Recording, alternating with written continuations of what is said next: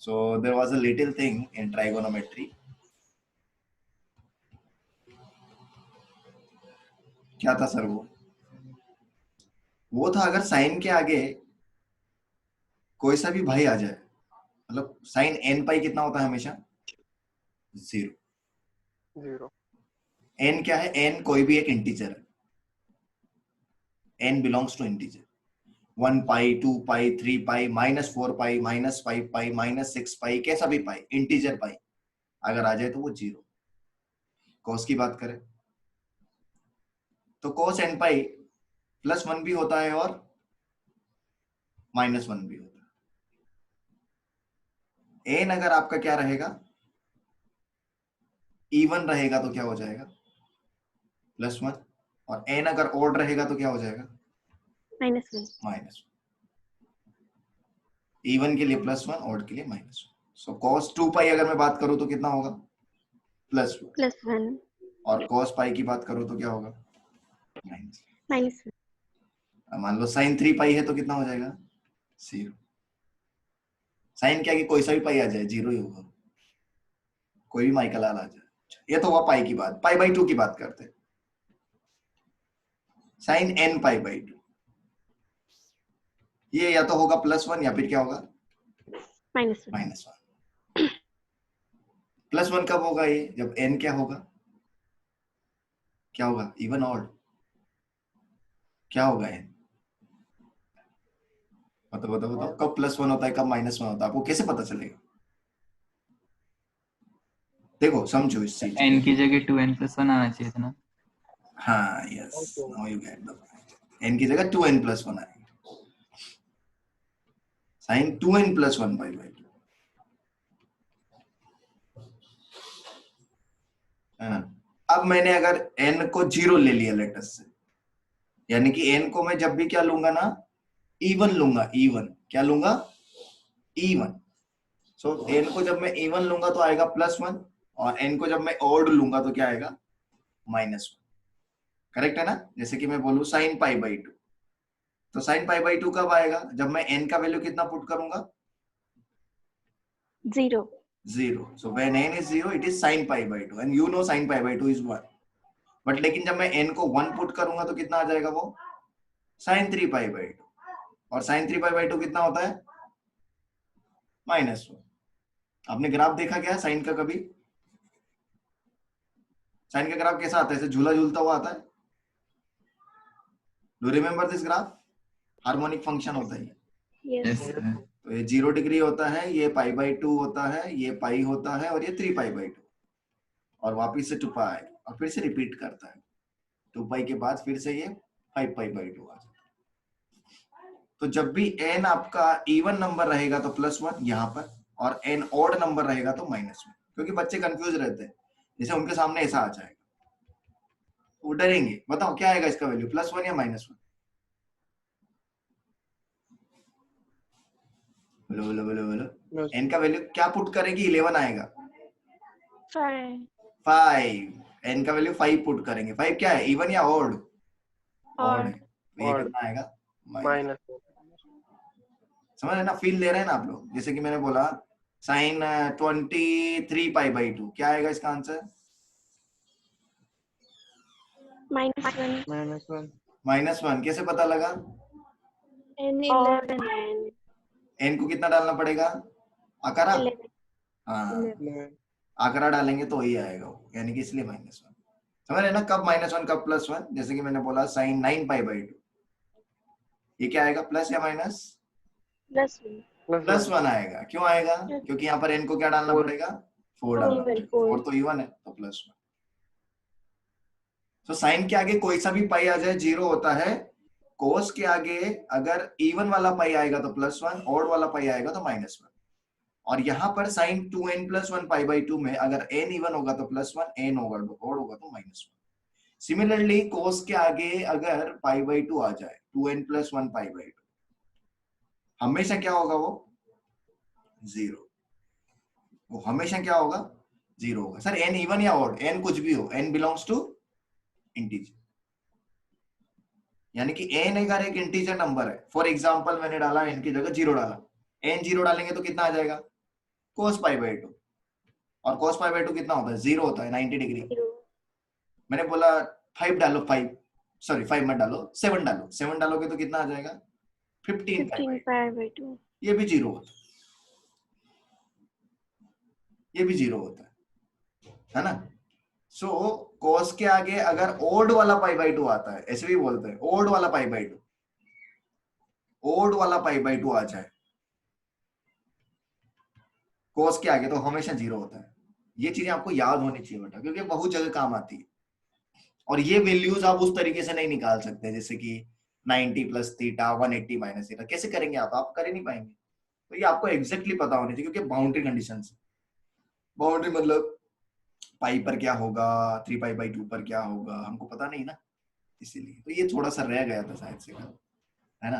आप इसको लिख लीजिए, लिखने का काम मेरे साथ में ही करिए आप सब लोग, है ना? याद रहना चाहिए, क्योंकि ये बहुत जरूरी चीज है। अब हम पढ़ेंगे वेक्टर्स। क्या पढ़ेंगे, vector vectors. One and very important thing in the physics, in the all physics you will see vector only. कहीं भी आप चले जाओ, आप अगर वेक्टर से नहीं मिल पाए तो समझ लेना आपने फिजिक्स पढ़ा ही नहीं। आप अगर वेक्टर को नहीं देख पा रहे हैं फिजिक्स के अंदर, इसका मतलब आप कुछ और पढ़ रहे हैं, ठीक है। चलो वेक्टर क्या होता है, तो हमको पता है हमारी दो फिजिकल क्वांटिटी होती है, कौन कौन सी, स्केलर और वेक्टर, वेक्टर है ना। टेंसर भी होता है। सर ये टेंसर क्या है, टेंसर क्या है, एक ऐसा है जिसका एक डायरेक्शन में 3 वैल्यू हो सकता है, एक डायरेक्शन में 3 वैल्यू हो सकता है, तो 3 डायरेक्शन में 9 वैल्यू हो सकता है टेंसर का। लेकिन वेक्टर का क्या होता है, 3 डायरेक्शन है तो 3 वैल्यू हो सकता है। तो टेंसर हमारे इसमें है नहीं, कोर्स में, सिलेबस में नहीं है ये। टेंसर क्वांटिटीज कौन कौन सी होती है सर, स्ट्रेस और स्ट्रेन, ये टेंसर क्वांटिटीज है। करंट ऑल्सो, ये टेंसर क्वांटिटीज होती है। बट जो भी हमारे लिए वहां पर टेंसर होता है, वो हमारे लिए यहाँ पे क्या बन जाता है, स्केलर। क्या बन जाता है, स्केलर। यानी कि हमारे लिए स्ट्रेस, स्ट्रेन, प्रेशर, करंट, ये सब क्या है, स्केलर क्वांटिटी है ना। तो वेक्टर क्या होता है, जिसमें मैग्नीट्यूड भी होता है और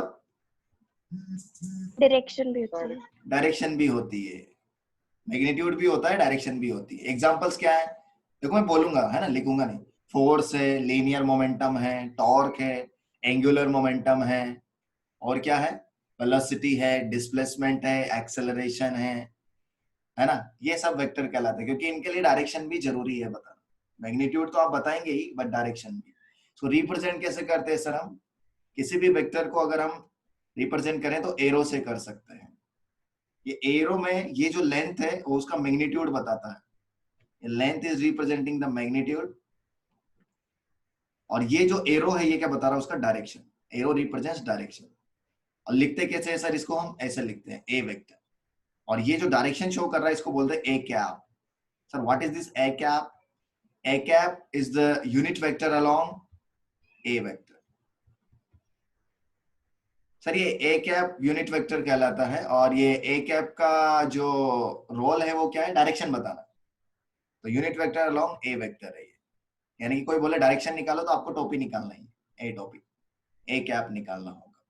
और ए वेक्टर का मैग्नीट्यूड कैसे लिखते हैं सर हम, मॉड ऑफ ए वेक्टर लिख सकते हैं, या फिर सिंपली ए लिख सकते हैं। मैग्नीट्यूड बेसिकली लेंथ बताता है उसका। तो इसमें दो पोर्शन होता है, एक होता है हेड और एक होता है टेल। टेल हेड और टेल होता है इसमें, हेड और टेल यहाँ पर होता है। जैसे कि अगर मैं इक्वल वेक्टर्स की बात करूं, यहाँ पर इक्वल वेक्टर्स में क्या होगा, उसका डायरेक्शन और मैग्नीट्यूड दोनों क्या होगा, सेम होगा। यानी कि अगर कोई बोले ए वेक्टर और बी वेक्टर इक्वल वेक्टर्स है, तो समझ जाने का उनका डायरेक्शन भी सेम है और उनका मैग्नीट्यूड भी सेम है। यानी कि मॉड ऑफ ए वेक्टर बराबर मॉड ऑफ बी वेक्टर है, और ए कैप बराबर बी कैप है। इनको कहते हैं इक्वल वेक्टर्स। ऑपोजिट वेक्टर्स क्या हो जाएंगे, जिनके मैग्नीट्यूड तो सेम रहेंगे लेकिन डायरेक्शन कैसे रहेंगे, अपोजिट। ऑपोजिट। तो इनको बोलेंगे ए वेक्टर बराबर माइनस ऑफ बी वेक्टर, है ना। हमेशा याद रखिए, वेरी इंपॉर्टेंट, इनका सम 0 के बराबर आता है। इनको बोलते हैं ऑपोजिट वेक्टर्स। ऑपोजिट वेक्टर का मैग्नीट्यूड तो सेम होता है लेकिन डायरेक्शन कैसा होता है बेटा, ऑपोजिट। यानी कि a cap is minus of b cap, be careful, this is called opposite vectors. Opposite vectors के बाद आते हैं हमारे पैरेलल वेक्टर्स। पैरेलल वेक्टर्स क्या होंगे? जिनकी डायरेक्शन तो सेम होगी लेकिन मैग्नीट्यूड सेम हो भी सकते हैं और नहीं भी हो सकते हैं, इनको बोलते हैं पैरेलल वेक्टर्स। इनकी डायरेक्शन सेम है बेटा, but it not necessarily there magnitude is also same. Magnitude जरूरी नहीं है सेम हो। पैरेलल के बाद कौन सा वेक्टर आता है? Anti parallel vector. So anti parallel vector में क्या होगा? डायरेक्शन अपोजिट हो जाएगा। एंटी पैरेलल वेक्टर्स मतलब एक वेक्टर ऐसे तो दूसरा वेक्टर ऐसे, लेकिन जरूरी नहीं कि इनके मैग्नीट्यूड कैसे हो? सेम हो। मैग्नीट्यूड जरूरी नहीं इनके सेम हो, यानी कि इनका मैग्नीट्यूड जरूरी नहीं सेम हो, लेकिन डायरेक्शन पक्का ऑपोजिट है, यानी कि a cap is minus of b cap. Parallel vectors के बीच में जो एंगल होता है वो 0 डिग्री होता है, और एंटी पैरेलल वेक्टर्स के बीच में एंगल कितना होता है? 180 180 डिग्री। पैरेलल वेक्टर और एंटी पैरेलल वेक्टर्स को हम लोग ऐसे भी शो कर सकते हैं। देखो, बी वेक्टर बराबर अगर मैंने लेमडा ए वेक्टर लिखा, तो लेमडा अगर इफ लेमडा इज पॉजिटिव तो समझ जाने का कि B vector is parallel to A vector, और इफ लेमडा इज नेगेटिव तो समझ जाने का कि B vector is anti parallel to A vector, है ना? टू द पॉइंट बात कर रहा हूं, बकवास नहीं करूंगा। ये लेमडा एक नंबर है, कुछ भी नंबर हो सकता है, कुछ भी रियल नंबर, इमेजिनरी नहीं। So lambda belongs to R है यहाँ पर।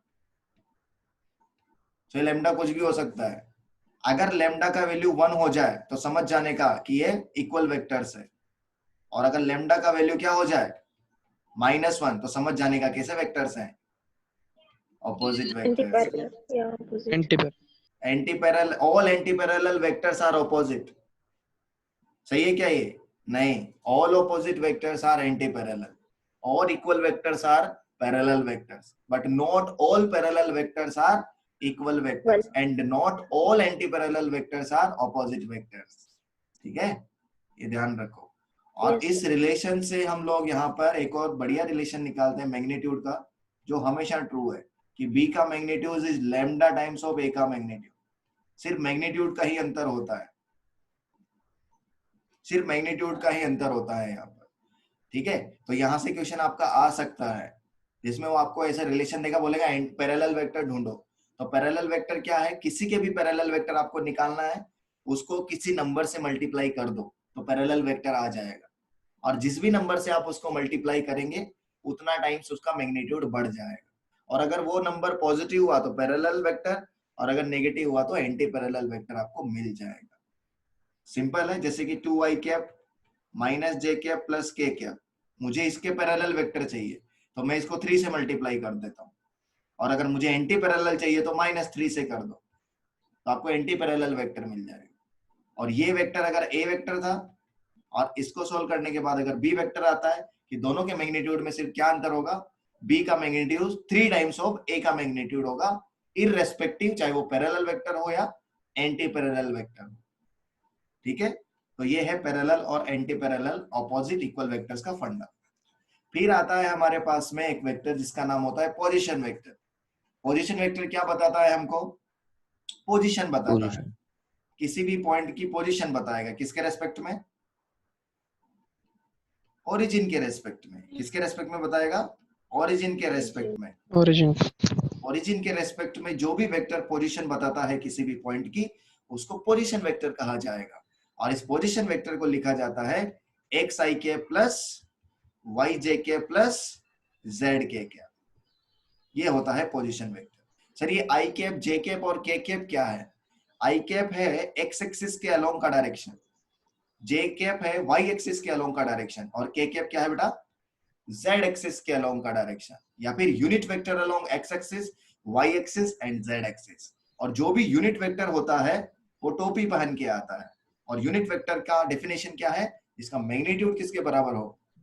1 के बराबर। 1 यानी कि ऐसा वेक्टर जिसका मैग्नीट्यूड 1 हो जाए, इसका मैग्नीट्यूड 1 हो, उसको कहते हैं हम लोग यूनिट वेक्टर। सो कोई भी अगर टोपी पहन के आया और उसका मोड अगर आपने निकाल लिया तो वो हमेशा कितना आएगा? Unit vector. यूनिट वेक्टर का रोल क्या है? डायरेक्शन बताने के लिए, ये डायरेक्शन बताने के काम आता है बस। यूनिट वेक्टर डायरेक्शन बताता है, इसका मैग्नीट्यूड 1 होता है। किसी भी वेक्टर को आप लोग कैसे लिखेंगे? पहले उसका मैग्नीट्यूड, और फिर उसका डायरेक्शन। फॉर एग्जाम्पल अगर आपको किसी भी वेक्टर को लिखना है तो पहले आप उसका मैग्नीट्यूड बता दीजिए और फिर आप उसका डायरेक्शन बता दीजिए, बात खत्म हो जाएगी। आप इसको ऐसे भी लिख सकते हैं, किसी भी वेक्टर को ऐसे लिखा जा सकता है, पहले मैग्नीट्यूड फिर डायरेक्शन। डायरेक्शन जो होती है वो टोपी पहन के आती है, उसका मैग्नीट्यूड हमेशा 1 के बराबर होता है, मॉड ऑफ ए वेक्टर। आप चाहते हैं अगर यहाँ से मॉड ऑफ आर वेक्टर निकालें तो सिंपली फॉर्मूला हो जाएगा अंडर रूट ऑफ आई वाले का स्क्वायर यानी कि एक्स का स्क्वायर प्लस वाई का स्क्वायर प्लस जेड का स्क्वायर। इसको आप आर भी लिख सकते हैं डायरेक्ट। तो ये मैग्नीट्यूड होता है, मैग्नीट्यूड ऐसे निकाला जाता है। मान लो आपको 2 पॉइंट को मिलाने वाला वेक्टर निकालना है, 2 पॉइंट को मिलाने वाला वेक्टर आपको निकालना है तो कैसे निकालेंगे बेटा? मान लो पॉइंट P था x1 y1 z1 और पॉइंट Q है x2 y2 z2। तो एक वेक्टर निकालिए जो P से Q को जोड़े, यानी कि PQ वेक्टर निकालिए, तो क्या आएगा? क्या आता है ये? x2 minus x1 i cap plus y2 minus y1 j cap plus z2 minus z1 k cap. और अगर इसका मैग्नीट्यूड निकालेंगे तो PQ वेक्टर का मैग्नीट्यूड क्या हो जाएगा? अंडर रूट आई वाले का स्क्वायर प्लस जे वाले का स्क्वायर प्लस के वाले का स्क्वायर। सिंपल है, कर लेंगे ऐसा? Yes sir. यस। तो ये पी क्यू वेक्टर है। सो सर क्यूपी वेक्टर किधर होगा बेटा? क्यूपी वेक्टर इसके जस्ट कैसा होगा? एकदम ऑपोजिट। और उसका मैग्नीट्यूड भी कितना आएगा? सेम आएगा, क्योंकि QP vector is opposite vector of P Q vector and दोनों का मैग्नीट्यूड तो सेम होगा, डायरेक्शन कैसा होगा? ऑपोजिट। यानी कि इसको माइनस से मल्टीप्लाई कर देंगे ना आप तो आपको क्यूपी वेक्टर मिल जाएगा। तो यानी कि ए वेक्टर अगर ऐसे जाता है तो माइनस ए वेक्टर किधर जाएगा बेटा? ऐसे। इनको बोलते हैं हम लोग opposite vectors. These are known as opposite vectors. ठीक है, ऑपोजिट वेक्टर्स के बाद आ जाता है, सॉरी ये पोजीशन वेक्टर के बाद आ जाता है हमारे पास नल वेक्टर। नल वेक्टर क्या होता है? खाली वेक्टर। खाली वेक्टर का मतलब क्या होता है? खाली मतलब खाली, खाली मतलब नल वेक्टर या जीरो वेक्टर। सो नल वेक्टर होता है जीरो वेक्टर, जीरो आई के प्लस जीरो जे के प्लस जीरो के। अब इसका मैग्नीट्यूड किसके बराबर होता है? जीरो के। जीरो वेक्टर का मैग्नीट्यूड जीरो के बराबर होता है। सर इसका यूज क्या है? यूज अभी तक इसका आपको दिखा नहीं होगा, लेकिन मैं बताता हूं। जैसे आपको 2 प्लस 0 लिखते हैं तो 2 आ जाता है, लेकिन अगर कोई वेक्टर है उसमें अगर आप जीरो को जोड़ेंगे तो ये गलत हो जाएगा, जीरो नहीं जुड़ता है। तो क्या जुड़ेगा इसमें? जीरो वेक्टर जुड़ेगा, तो फिर ए वेक्टर आ जाएगा। ये यूज है इसका। नल वेक्टर, इसका स्पेसिफाइड डायरेक्शन नहीं होता है, इसका डायरेक्शन हम लोग डिफाइन नहीं कर सकते, not a defined direction. Magnitude 1 होता है। तो ये होता है आपका नल वेक्टर। अच्छा, 2 वेक्टर और होते हैं, एक होता है पोलर वेक्टर, एक होता है एक्सियल वेक्टर। पोलर वेक्टर और एक्सियल वेक्टर आपने नाम सुना होगा शायद इधर उधर। तो एक्सियल वेक्टर क्या होता है ना, रोटेशन के इफेक्ट को दिखाता है ये, यानी कि जो रोटेशन इफेक्ट को शो करे। और रोटेशन इफेक्ट कैसे आता है? 2 पोलर वेक्टर्स को हम कंबाइन करते हैं तो रोटेशन इफेक्ट को शो करने लगते हैं। फॉर एग्जांपल एंगुलर मोमेंटम या फिर टॉर्क। एंगुलर मोमेंटम का फॉर्मूला आपने देखा होगा आर क्रॉस पी, और टॉर्क का फॉर्मूला आपने देखा होगा आर क्रॉस एफ। तो ये जो वेक्टर है ये रोटेशनल इफेक्ट को दिखाते हैं, क्योंकि इसमें राइट हैंड थंब रूल हम लगाते हैं डायरेक्शन निकालने के लिए। तो जो भी रोटेशन इफेक्ट को दिखाता है वो एक्सियल वेक्टर्स कहलाते हैं। और पोलर वेक्टर्स कौन हो गए? जो एक्सियल वेक्टर्स को निकालने के काम आते हैं वो पोलर वेक्टर्स हो गए। तो एक्सियल वेक्टर क्या होते हैं? पोलर वेक्टर से बनते हैं। तो इनके अलावा जो भी रोटेशन इफेक्ट नहीं दिखाएंगे वो सब पोलर वेक्टर्स हो जाएंगे। ठीक है, तो ये भी आप याद रखिएगा पोलर और एक्सियल में क्या अंतर होता है। फिर आते हैं हम वेक्टर एडिशन की तरफ। सर ये वेक्टर एडिशन क्या चीज है, क्या भला है? सो वेक्टर एडिशन बहुत सिंपल है। वेक्टर एडिशन को हम रिजल्टेंट भी कहते हैं। Vector addition is also known as resultant. Vector addition मतलब जैसे मैंने लिखा A vector plus B vector, बेटा ये भी एडिशन है और ये भी एडिशन है, ये सब एडिशन है। बताओ क्या, कैसे पता है कि एडिशन है सब? मुझे तो सबट्रैक्शन दिख रहा है यहाँ पर, आपको एडिशन दिख रहा है क्या? मुझे दिख रहा है एडिशन, कि ए वेक्टर का और माइनस बी वेक्टर का एडिशन। और ये किसका एडिशन है? बी वेक्टर का और माइनस ए वेक्टर। और ये किसका एडिशन है? माइनस ए वेक्टर का और माइनस बी वेक्टर, ये एडिशन है, इसको रिजल्टेंट भी कहा जाता है। यानी कि इसको बोलूंगा मैं resultant of A vector and B vector. इसको क्या कहूंगा मैं, resultant of A vector and minus B vector. इसको क्या कहूंगा मैं, resultant of B vector and minus A vector. और इसको क्या कहूंगा मैं, resultant of minus A vector and minus B vector. बेटा वेरी इंपॉर्टेंट है ये, है ना, इसको मजाक में मत लेना ना। चलो, जब भी हमको ऐसे दिया होगा एडिशन करने के लिए तो हम बहुत आसानी से कर देंगे। i minus J plus 2k दिया और बी वेक्टर दिया हमको 3i प्लस जे माइनस 3k, और हमको पूछा ए वेक्टर प्लस बी वेक्टर निकालो। क्या आप निकाल देंगे आसानी से? यस और नो? आई वाले में आई वाले को ऐड कर देना, जे वाले में जे वाले को, के वाले में के वाले को, तो कितना आ जाएगा? 3 प्लस 1i कितना आ जाएगा? 4i। माइनस जे प्लस जे कितना आ जाएगा? 0। प्लस 2k माइनस 3k कितना बचेगा? माइनस के। तो आंसर कितना आ गया? 4i माइनस के। कोई पूछे इसका मैग्नीट्यूड भी निकालो, तो इसका मैग्नीट्यूड कितना आ जाएगा? अंडर रूट ऑफ आई वाले का स्क्वायर प्लस जे वाले का स्क्वायर प्लस के वाले का स्क्वायर, यानी कि √17। उसका मैग्नीट्यूड भी। क्या आपसे पूछे ए माइनस बी निकालो, ए माइनस बी भी आप निकाल सकते, ये भी सम ही करना है आपको। तो पहले आपको क्या करना है, ए माइनस बी निकालने के लिए माइनस बी निकालना होगा। माइनस बी कैसे निकालेंगे बेटा? बी को किससे मल्टीप्लाई कर देंगे? सिंपली माइनस से। बी को माइनस से मल्टीप्लाई करो तो माइनस बी आ जाएगा। करो, कितना आता? माइनस 3i कैप माइनस जे कैप और प्लस 3k कैप। तो अगर आप इसको सोल्व करना चाहते हैं तो आपको किस किस का एडिशन चाहिए? ए का और माइनस बी का। और अगर आपसे कोई पूछे बी माइनस ए निकालो तो क्या करेंगे आप? किस किस का एडिशन करना पड़ेगा? बी का और माइनस ए का। तो बी का और माइनस ए का, तो बी का और माइनस ए का एडिशन कर लेना। माइनस ए कैसे निकलेगा सर? माइनस आई कैप प्लस जे कैप माइनस 2k। एक बहुत खतरनाक बात आपको बता दूं कि बी माइनस ए बिल्कुल ऑपोजिट वेक्टर है किसका? ए माइनस बी का। और minus a minus B opposite vector है बेटा किसका? ए प्लस बी का। क्या मैं सही बोल रहा हूं? Yes, sir. ऑपोजिट वेक्टर सही है। B minus a minus B का, और ए plus B minus a minus B का ऑपोजिट वेक्टर होता है। और ऑपोजिट वेक्टर के मैग्नीट्यूड कैसे होते हैं?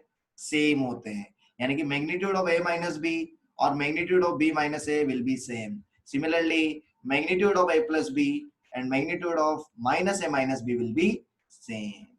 Please consider, okay? इनके मैग्नीट्यूड सेम होते हैं क्योंकि ऑपोजिट वेक्टर्स है ना। और ऐसे अगर दिया होगा तो आप आसानी से निकाल सकते हैं, इसमें आपको कोई दिक्कत नहीं आने वाली है। आई जे केवल मैं तो चलता हूं रिजल्टेंट की तरफ, बट रिजल्टेंट से पहले जाने के लिए मैं बात करूंगा angle between two vectors. Angle between two vectors कैसे निकलता है बेटा? एक ट्रिक है। क्या ट्रिक है? कि जब दोनों वेक्टर्स का या तो क्या कनेक्टेड हो, या तो हेड कनेक्टेड हो या क्या कनेक्टेड हो? टेल कनेक्टेड हो। या तो हेड या टेल कनेक्टेड होगा दोनों का, तभी जाकर के एंगल निकल पाएगा। और एंगल की खास बात, वो एंगल 0 डिग्री से 180 डिग्री के बीच में ही हो सकता है, 0 से कम नहीं हो सकता, 180 डिग्री से ज्यादा नहीं हो सकता। पैरेलल वेक्टर है तो 0 डिग्री हो जाएगा, एंटी पैरेलल वेक्टर है तो 180 डिग्री हो जाएगा, परपेंडिकुलर वेक्टर है तो 90 डिग्री हो जाएगा। परपेंडिकुलर को नॉर्मल और ऑर्थोगोनल भी कहते हैं। परपेंडिकुलर वेक्टर्स को नॉर्मल वेक्टर्स या ऑर्थोगोनल वेक्टर्स भी कहते हैं, ठीक है। सो 0 degree for parallel, 180 degree for anti parallel, 90 degree for perpendicular vectors. 180 से ज्यादा नहीं हो सकता, 0 से कम नहीं हो सकता, दोनों के हेड और टेल, हेड से हेड और टेल से टेल कनेक्ट होगा तभी एंगल निकल पाएगा। और vectors are transferable also. Vectors are transferable. Vector को आप एक जगह से दूसरी जगह पे भी ले जा सकते हैं, लेकिन उसकी मैग्नीट्यूड को और उसके डायरेक्शन को कभी भी चेंज मत करना। एग्जांपल देता हूं कैसे। फॉर एग्जांपल आपके पास एक वेक्टर है, ये रहा एक vector, this is a vector. अब अगर मैं इसको कहीं ले जाना चाहता हूं तो मैं इसको कहीं भी ले जा सकता हूं, कोई दिक्कत नहीं है, मैं कहीं भी इसको ट्रांसफर कर सकता हूं, लेकिन इसके साथ छेड़खानी मत कर देना। छेड़खानी कर दोगे तो गलत हो जाएगा, छेड़खानी नको। अगर ये ऐसा था तो इसको ऐसे कर देंगे तो फिर ये ट्रांसफरेबल नहीं बचेगा। अगर आप चाहते हैं ये ट्रांसफर हो यहाँ से तो आप इसको यहाँ से उठाओ और कहीं भी जाके इसको लेके जाओ, कहीं भी लेके जाओ, लेकिन इसका मैग्नीट्यूड भी चेंज मत करो, उसका डायरेक्शन भी चेंज मत करो, तभी ये काम करेगा। तो इसीलिए वेक्टर्स आर ट्रांसफरेबल। तो इसको बोलते हैं हम लोग पुश करो खुश रहो। फॉर एग्जाम्पल अगर मुझे इन दोनों वेक्टर के बीच का एंगल निकालना है तो आप बताइए कितना आएगा। मान लो ये एंगल है 150 डिग्री, तो आप बताइए इन दोनों वेक्टर के बीच का एंगल कितना होगा। इन दोनों वेक्टर के बीच का एंगल 30 कितना है? degree. 30 degree. 30। 150 दिख रहा है मुझे, आपको 30 दिख रहा है क्या? हाँ सर 30 sir. मुझे 150 क्यों दिख रहा है? सर, वो वेक्टर को आगे लेके आए तो वो एंगल हाँ, क्योंकि यहाँ पर एक का हेड है और दूसरे का क्या कनेक्टेड है? टेल कनेक्टेड है। ऐसे चलने वाला नहीं है। आपको किससे किसको कनेक्ट करना होगा? या तो हेड से हेड को या टेल से टेल को। तो आप पुश करो और खुश रहो की राजनीति पर विश्वास करें। आप किसको पुश करना चाहेंगे, ए को या बी को? आपकी जिस भी इच्छा हो वो उसको आप पुश कर सकते हैं। मैं मान लो ए को पुश कर रहा हूँ, ये तो पूरा ही पुश हो गया, इतना पुश नहीं चाहिए, सिर्फ ए को पुश करो। तो ए को जब आप पुश करेंगे तो आप देख पाएंगे कि अगर ए को पुश करूंगा तो क्या वो ऐसे आ जाएगा? यस और नो? Yes, sir. यस। और ये था 150, तो ये कितना बचा? 30 डिग्री। यानी कि ए और बी के बीच का एंगल कितना है? 30 डिग्री। तो जब भी एंगल निकालना होगा तो आपको बुद्धि लगानी होगी। कौन सी बुद्धि लगानी होगी? कि एंगल निकालते समय मुझे एक चीज का ध्यान रखना होगा कि दोनों का हेड या दोनों का टेल कनेक्टेड हो, ठीक है, तभी एंगल निकलता है। और वो एंगल 0 से बड़ा, 180 से छोटा होगा अगर पैरेलल और एंटी पैरेलल वेक्टर्स नहीं है। परपेंडिकुलर है तो 90 हो जाएगा। अब मैं आपको बताता हूं triangle law of vector addition. So triangle law of vector addition क्या बोलता है कि sum algebraic sum of all vectors in a loop is 0। यानी कि एक लूप में जितने भी वेक्टर आ जाएंगे उनका एल्जेब्रिक सम का मतलब क्या होता है सर? हमको नहीं पता है। एल्जेब्रिक सम का मतलब होता है कि अगर आप हेड से टेल को पॉजिटिव मान रहे हैं या टेल से हेड को पॉजिटिव मान रहे हैं तो हेड से टेल को क्या मानना पड़ेगा? नेगेटिव। फॉर एग्जाम्पल मेरे पास ये 3 वेक्टर है, ए वेक्टर, बी वेक्टर और सी वेक्टर। अब ये एक लूप बन गया या नहीं बन गया? सर लूप क्या होता है? हमको तो लूप भी नहीं पता। लूप का मतलब इनिशियल और फाइनल पॉइंट क्या हो, उसका सेम हो। जब इनिशियल और फाइनल पॉइंट सेम होता है उसी को क्या कहा जाता है? लूप कहा जाता है। ये लूप बन रहा है या नहीं बन रहा? देखो लूप है Yes, ये। sir. तो आप कैसे भी घूम सकते हैं, एंटी क्लॉकवाइज या क्लॉकवाइज। अब जैसे मैं यहां से यहां चलता हूं, यहां से यहां गया तो मैं गया टेल से हेड। टेल से हेड का मतलब पॉजिटिव। जब मैं यहां से यहां गया तो फिर से टेल से हेड। टेल से हेड का मतलब पॉजिटिव। लेकिन जब मैं यहां से यहां जाऊंगा तो हेड से टेल जाऊंगा, इसका मतलब नेगेटिव। और सबको किसके बराबर करो? 0। तो यहां से आ जाएगा सी वेक्टर बराबर a vector plus B vector. यानी कि c vector is resultant of A vector and B vector. यानी कि ए वेक्टर और बी वेक्टर का रिजल्टेंट है वो कौन है? C vector. फॉर एग्जाम्पल यहां पर मैं ट्राइंगल की जगह पॉलीगन भी कर सकता हूं।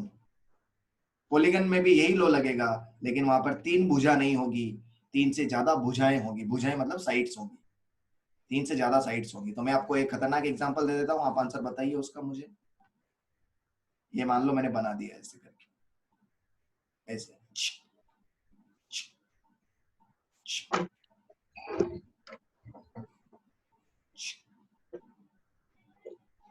ऐसे बना दिया। तो ये एक पेंटागन की तरह आपको दिख रहा होगा, राइट?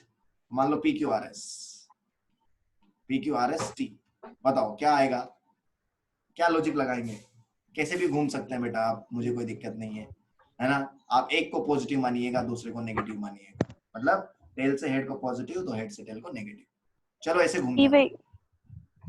तो देखो यहां से स्टार्ट करता हूं, बोलो टेल से हेड पॉजिटिव या नेगेटिव? पॉजिटिव। Positive. फिर से टेल से हेड पॉजिटिव या नेगेटिव? पॉजिटिव। फिर से Positive. टेल से हेड पॉजिटिव या नेगेटिव? Positive. इस बार हेड से टेल नेगेटिव। Negative. हेड से टेल नेगेटिव। Negative. इसे नहीं जाना है, हो गया कंप्लीट। तो क्या मैं यहाँ से क्या लिख सकता हूँ? S vector plus T vector is equal to P vector plus Q vector plus R vector. यानी कि resultant of S and T and resultant of PQR will be same. Resultant of SNT and resultant of PQR will be same. Same. समझ में आया कैसे करना है? Yes, sir. अब हम जाते हैं law parallelogram, law of parallelogram.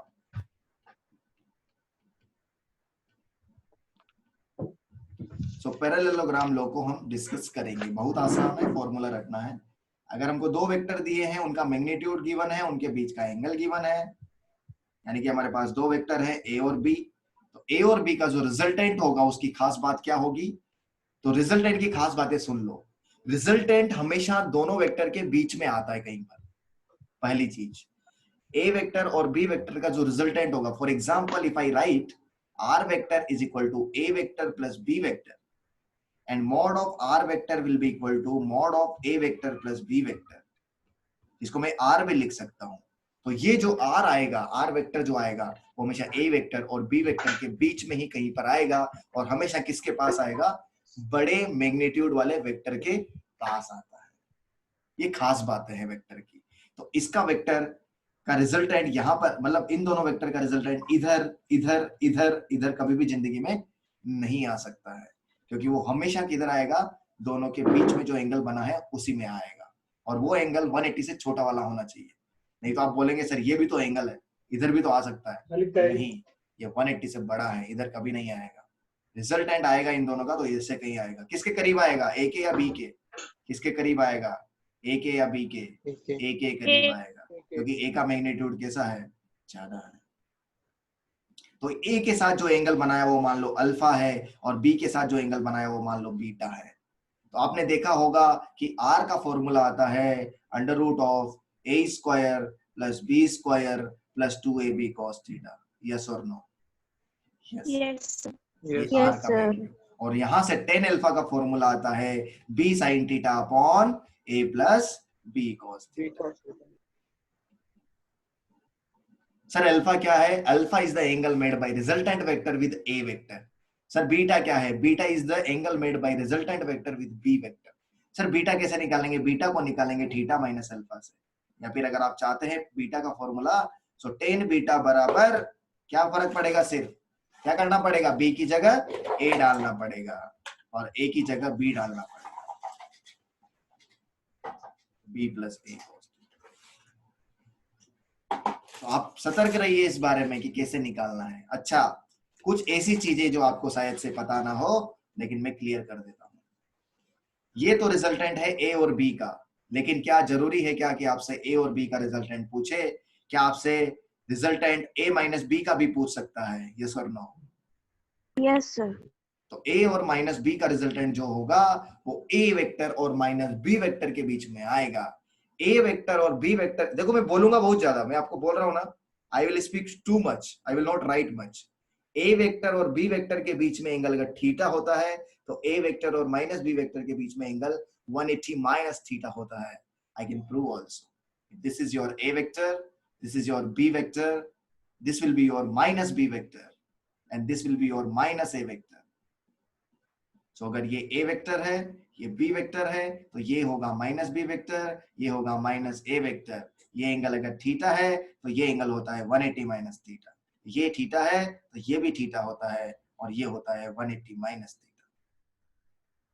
तो ए वेक्टर और बी वेक्टर के बीच का जो रिजल्टेंट है, यानी कि ए वेक्टर और बी वेक्टर का जो रिजल्टेंट है वो इधर आता है, that is A vector plus B vector.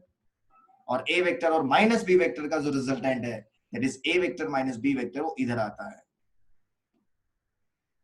और इनके जस्ट ऑपोजिट आते हैं इनके ऑपोजिट वेक्टर्स, यानी कि a माइनस बी का जो ऑपोजिट होगा वो होगा माइनस ए माइनस बी। तो माइनस ए माइनस बी इधर आएगा,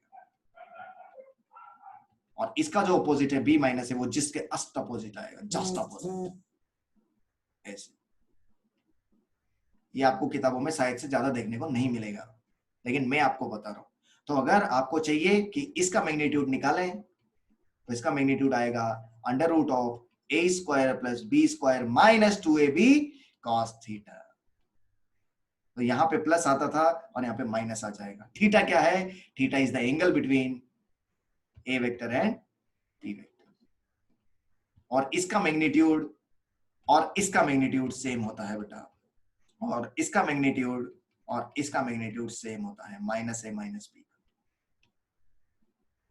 और ए वेक्टर और बी वेक्टर के बीच में जो एंगल है वही माइनस ए माइनस बी के बीच का और थीटा है वो, और ए वेक्टर और माइनस बी वेक्टर के बीच का angle 180 minus theta, and B vector and minus A vector के बीच का एंगल भी 180 माइनस थीटा होता है। अच्छे से आप इसको खोपड़िया में उतार लीजिए, वेरी इंपॉर्टेंट है, this very important, this we can not compromise only. चलो आगे चल जाते हैं, आगे चल के बात करते हैं हम लोग स्पेशल केसेस की। स्पेशल केसेस का मतलब सेम डायरेक्शन वाले cases, theta is equal to 0 degree की बात करें तो अगर ए बी इधर है बी भी इधर है, यानी कि दोनों के बीच का एंगल 0 डिग्री है, तो रिजल्टेंट भी किधर जाएगा बेटा, रिजल्टेंट भी इधर ही जाएगा। और रिजल्टेंट का मैग्नीट्यूड कितना होगा, ए प्लस बी। यानी कि अगर a vector b vector same direction में तो जुड़ जाते हैं, और ये मैक्सिमम मैग्नीट्यूड है, मैक्सिमम मैग्नीट्यूड है ये, रिजल्टेंट का मैक्सिमम मैग्नीट्यूड ये होता है थीटा 0 डिग्री।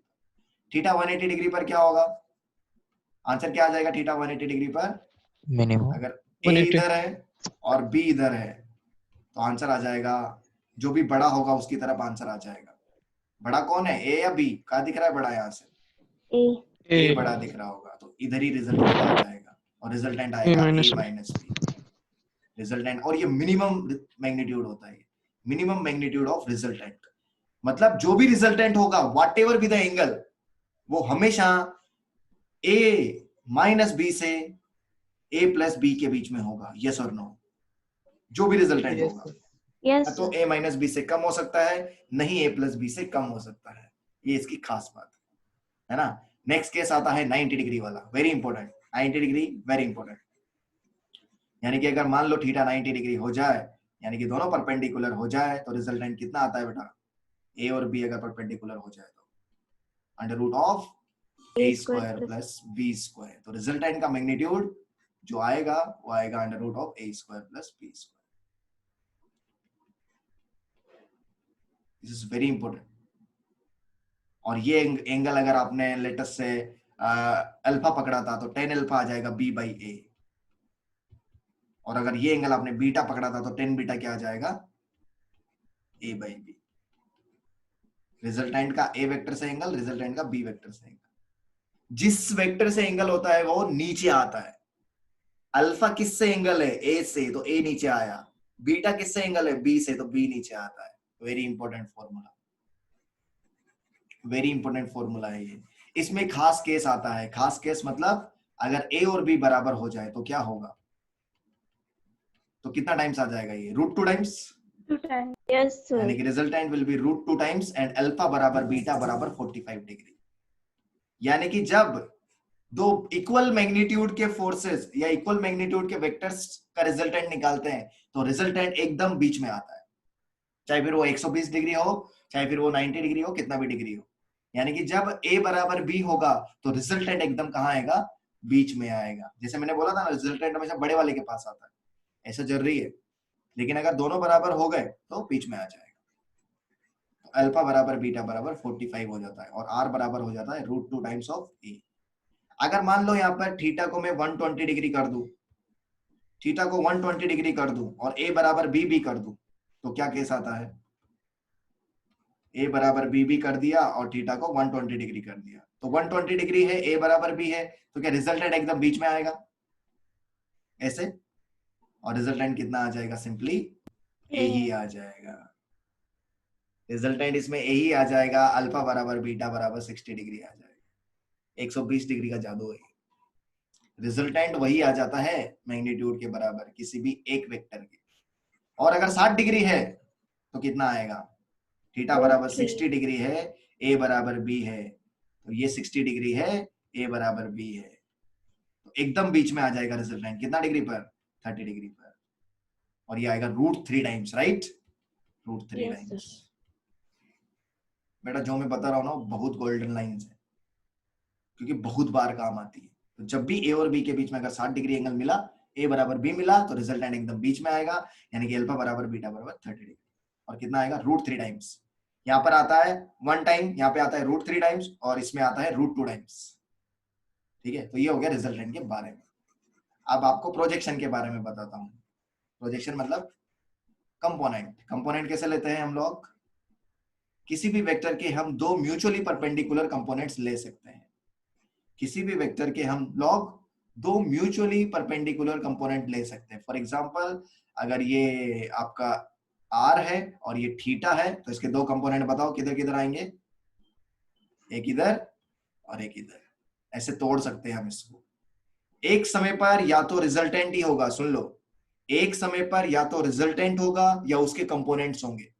एक समय पर ऐसा नहीं हो सकता कि ए भी है और बी भी है और रिजल्टेंट भी है। नहीं नहीं, गलत लिख दिया आपने। एक समय पर या तो ए और बी ही रख लो या एक समय पर सिर्फ उनका रिजल्टेंट ही रख लो। आप तीनों को एक साथ एग्जिस्ट नहीं करवाना कभी भी जिंदगी, ठीक है? ये किताबों में नहीं लिखा होता। आर वेक्टर के दो कंपोनेंट ले सकते हैं, आर कोस थीटा और आर साइन थीटा। कैसे रखते हैं? थीटा के पास वाला कॉस, थीटा से दूर वाला साइन। और अगर ऐसा है तो आप आर वेक्टर को R cos theta I cap plus R sine theta J cap भी लिख सकते हैं। ये डिपेंड करेगा कौन से क्वाड्रेंट में है। फर्स्ट क्वाड्रेंट में है तो दोनों पॉजिटिव, एक्स भी वाई भी। सेकंड क्वाड्रेंट में X negative Y positive. Third quadrant में दोनों नेगेटिव। फोर्थ क्वाड्रेंट में एक्स पॉजिटिव वाई नेगेटिव। ठीक है, ऐसे कंपोनेंट भी Yes, हमको sir. लेना आना चाहिए। ठीक है, आगे बढ़ जाते हैं हम डॉट प्रोडक्ट की तरफ। अच्छा, किसी भी वेक्टर को स्केलर से मल्टीप्लाई करें तो क्या आएगा?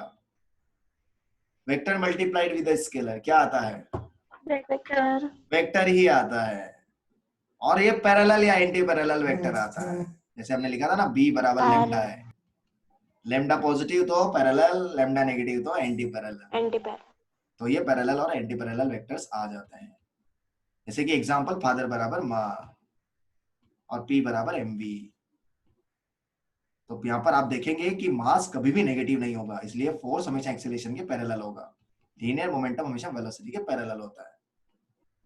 एग्जांपल है ना, मास तो स्केलर है जबकि एक्सेलरेशन वेक्टर है, तो ये वेक्टर आया। स्केलर वेक्टर वेक्टर, तो scalar into vector is always vector. अच्छा, वेक्टर इनटू वेक्टर क्या आएगा? वेक्टर इनटू वेक्टर क्या आता है? वेक्टर भी आ सकता है, स्केलर भी आ सकता है। हाँ, vector multiply with vector can give you both, है ना? मल्टीप्लाई लिखते हैं। Vector multiply with vector can give you scalar as well as vector.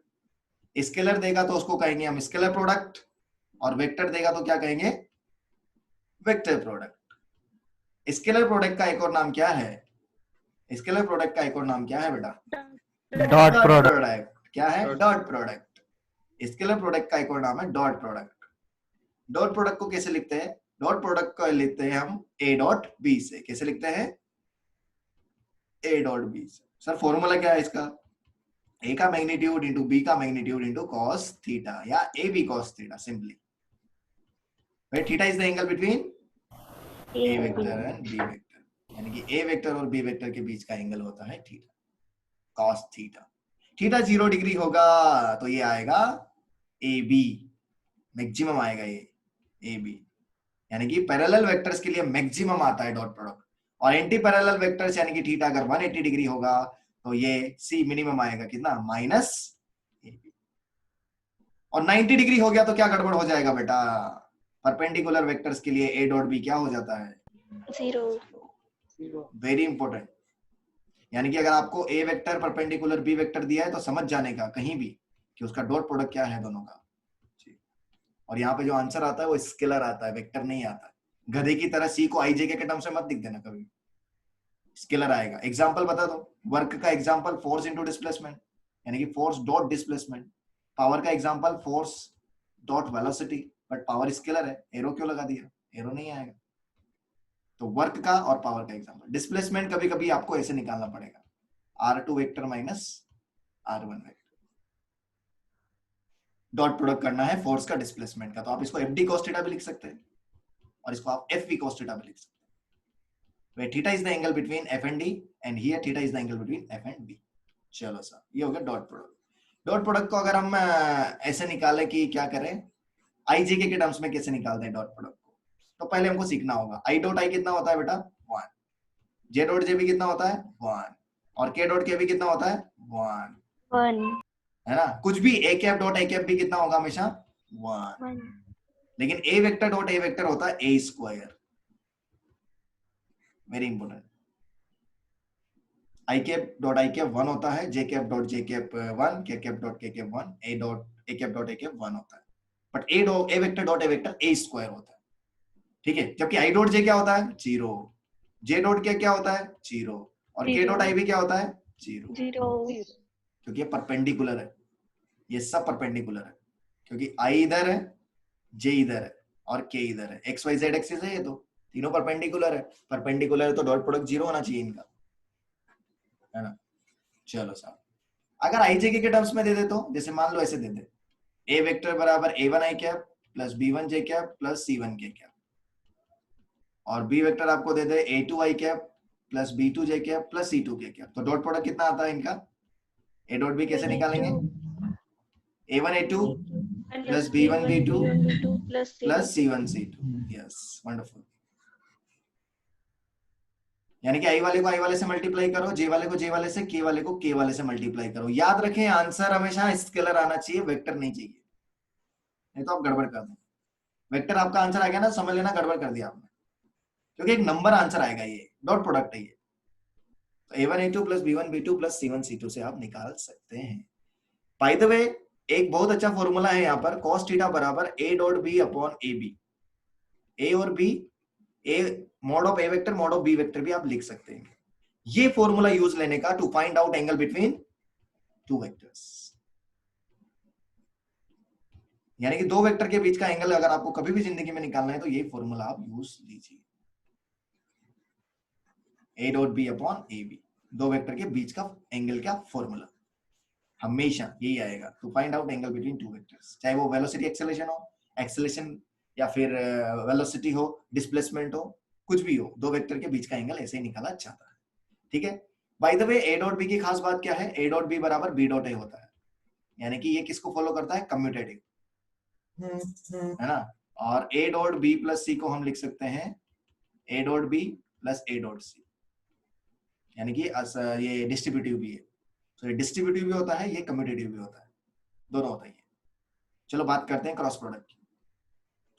Cross product में क्या होता है, ऐसे लिखते हैं हम, और इसमें आंसर आपको क्या मिलेगा, एक वेक्टर मिलेगा, एक वेक्टर मिलता है यहां से हमको, ए क्रॉस बी, आपको एक वेक्टर मिलेगा, वेक्टर मिलेगा तो क्या उसका मैग्नीट्यूड भी होगा और क्या डायरेक्शन भी होगा। अगर आपको ए क्रॉस बी करने से वेक्टर मिल रहा है तो उसका मैग्नीट्यूड भी होना चाहिए, डायरेक्शन भी होना चाहिए, तो उसका मैग्नीट्यूड होता है, ऐसे लिख देते हैं उसको, mod of A cross B, और इसका फॉर्मूला होता है ए बी साइन थीटा, और डायरेक्शन होता है उसका एन कैप, डायरेक्शन होता है एन कैप। तो मैं चाहूं ना तो ऐसे लिख सकता हूं कि ए क्रॉस बी को मैं लिख सकता हूं mod of A cross B into N cap. Sir ये एन कैप क्या बता रहा है, ये एन कैप बता रहा है unit vector along a cross b, unit vector along a cross B, यानी कि ए क्रॉस बी की डायरेक्शन में यूनिट वेक्टर है ये, और जो ये यूनिट वेक्टर निकलता है ना, ये ए के भी परपेंडिकुलर होता है और बी के भी परपेंडिकुलर होता है। सर यूनिट वेक्टर हम कैसे निकालते हैं, अरे आपको पता है ना, यूनिट वेक्टर आप ऐसे निकाल सकते थे, यहां से वेक्टर अपॉन उसका मैग्नीट्यूड, वेक्टर अपॉन उसका मैग्नीट्यूड, ऐसे निकालते हैं यूनिट वेक्टर। और तो यहां पे कैसे निकलेगा यूनिट वेक्टर, वेक्टर अपॉन उसका मैग्नीट्यूड, वेक्टर अपॉन उसका मैग्नीट्यूड निकाल लो तो आपको यूनिट वेक्टर मिल जाएगा। अच्छा मैग्नीट्यूड क्या है, ए बी साइन थीटा, आप चाहे तो यहाँ पे ए बी साइन थीटा डाल सकते हैं, मुझे कोई दिक्कत नहीं है, ठीक है। क्रॉस प्रोडक्ट की एग्जांपल बताओ सर, तो क्रॉस प्रोडक्ट का एग्जांपल है, टेक तो है torque R cross F, R क्या है, रेडियस वेक्टर, ये है फोर्स, एक है angular momentum R cross P, या फिर इसको एम आर क्रॉस वी भी लिखते हैं, वी वेलोसिटी है, एम मास, और एक और एग्जांपल है वी बराबर omega cross R, you remember this, velocity, angular velocity and radius vector. तो ये तीन एग्जांपल आप याद रखिएगा क्रॉस प्रोडक्ट के, यहां से क्वेश्चन आता है, दे देना है ना, ये आगे जाएंगे तब भी आपको मिल जाएंगे वैसे तो। अच्छा खास बात क्या है ए क्रॉस बी की, चाहे पैरेलल वेक्टर हो या एंटी पैरेलल वेक्टर हो, ए क्रॉस बी हमेशा क्या आएगा, जीरो, यानी कि चाहे थीटा 0 डिग्री करो या थीटा 180 डिग्री करो, साइन 0 डिग्री भी जीरो, साइन 180 डिग्री भी जीरो, तो दोनों के लिए ही ए क्रॉस बी जीरो आ जाता है। लेकिन मैक्सिमम कब आता है A cross B, A cross B maximum तब आएगा बेटा जब थीटा कितना होगा 90 डिग्री, 90 डिग्री। और वो कितना आएगा A B N cap. N cap भी लिखना पड़ेगा ना डायरेक्शन के लिए। चलो सर हमने किया ये।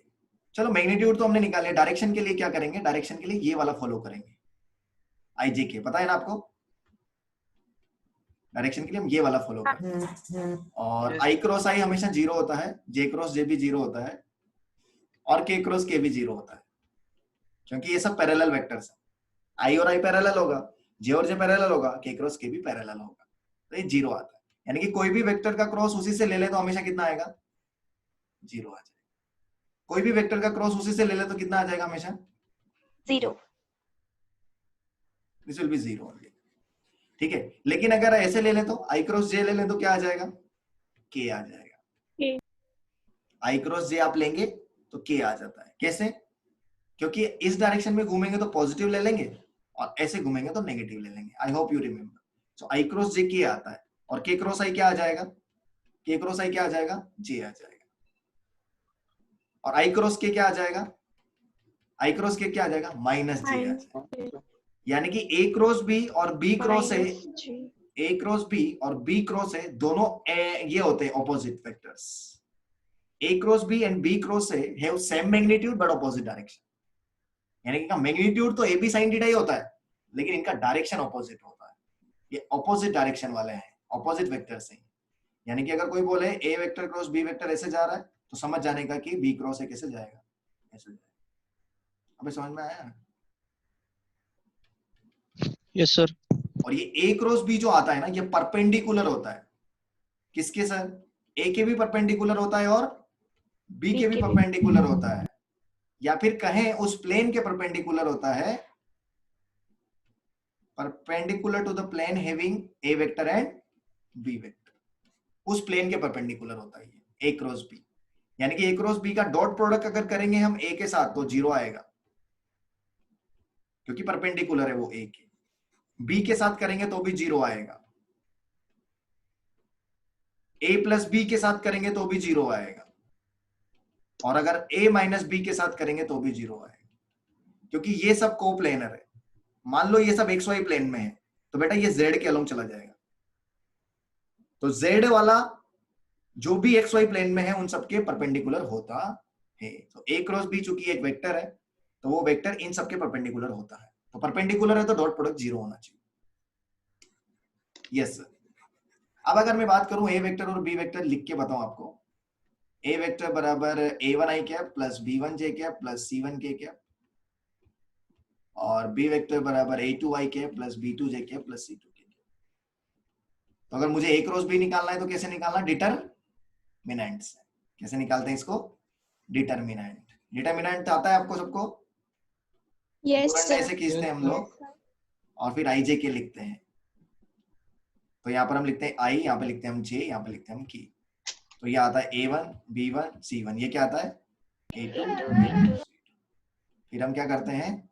इसको और इसको छुपाते हैं, इसको और इसको, फिर क्रॉस मल्टीप्लाई करते हैं। तो क्या आता है? b1 c2 minus c1 b2। फिर हम j कैप को लिखते हैं लेकिन माइनस के साथ। तो फिर हम इसको छुपाते हैं, इसको छुपाते हैं। तो क्या आता है?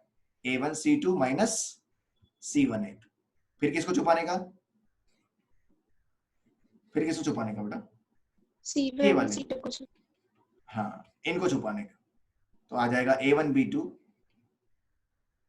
Minus b1। और अगर मैग्नीट्यूड निकालना है तो आई वाले का स्क्वायर, जे वाले का स्क्वायर और के वाले का स्क्वायर करिए। और अगर यूनिट वेक्टर निकालना है तो वेक्टर अपॉन उसका मैग्नीट्यूड। सर इसका यूज कहाँ आता है? इसका यूज आता है एरिया निकालने में। किसका एरिया? पैरेललोग्राम का। पैरेललोग्राम का एरिया निकालते हैं ना हम लोग इससे।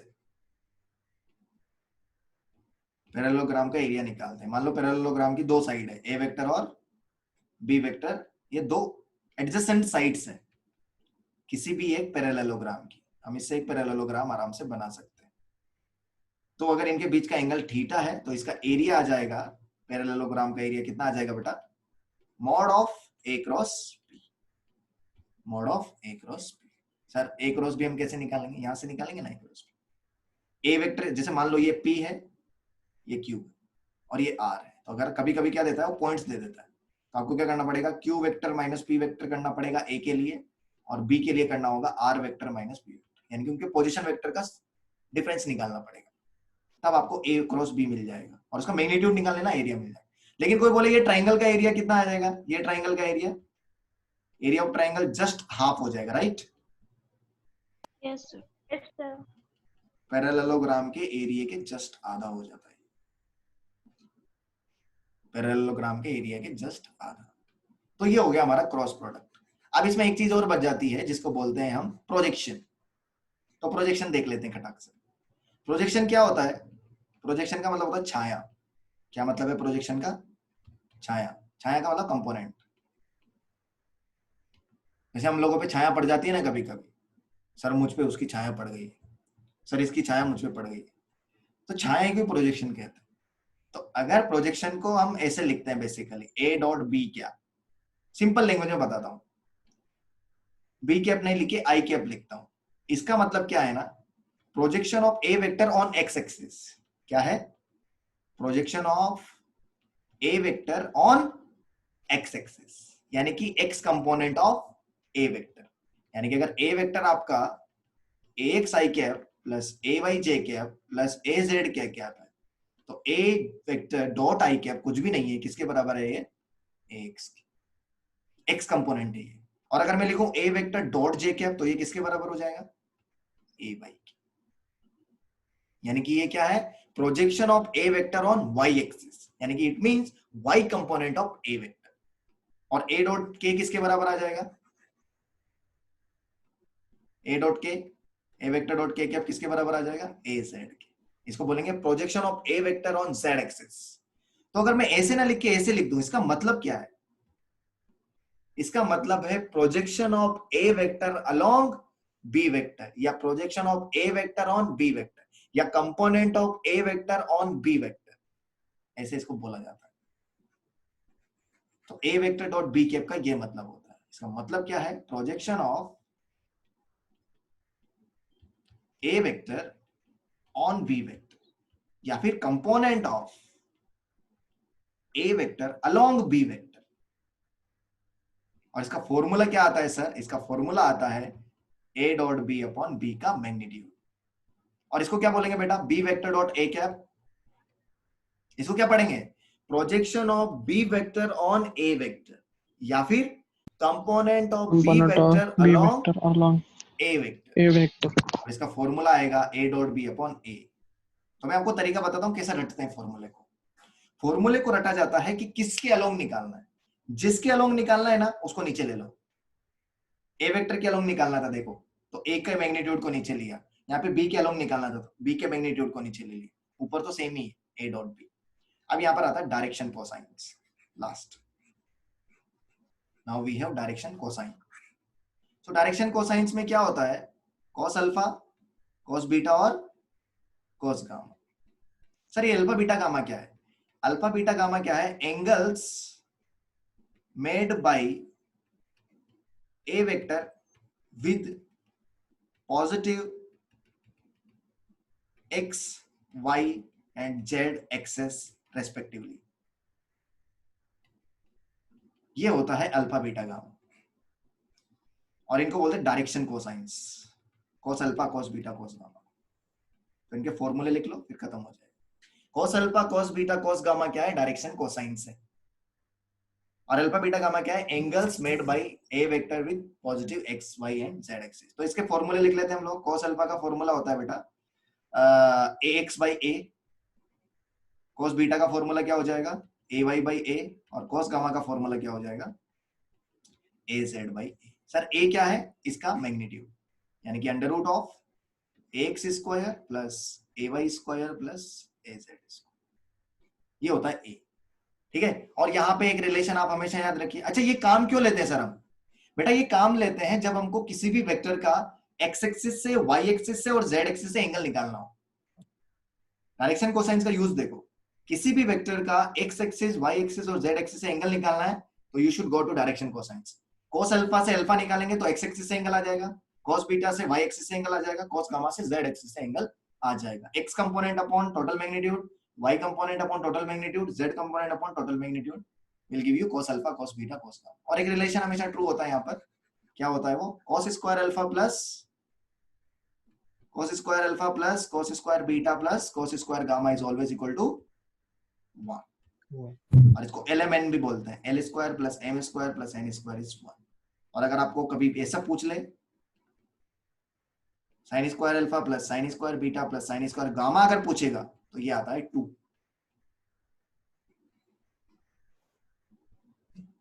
ऐसे ही आ जाता है। तो आप इसका सोल्विंग करिएगा। अभी ये वेक्टर तो खत्म हो गया, बेसिक मैथ्स खत्म हो गया आप लोगों का। It is now on you, मैंने कुछ भी छोड़ा नहीं है, पूरा करा के लिया है। एक चीज भी मैंने अगर मिस किया हो तो आप ढूंढ के निकालिए, लेकिन एवरीथिंग आई कवर्ड मोटा मोटा, और यहाँ से क्वेश्चन आएगा और यहाँ से क्वेश्चन बन जाएगा, ठीक है। चलिए, thank you very much, I have extra class next class, ठीक है। Thank you sir. Thank you sir. Thank you. Sir.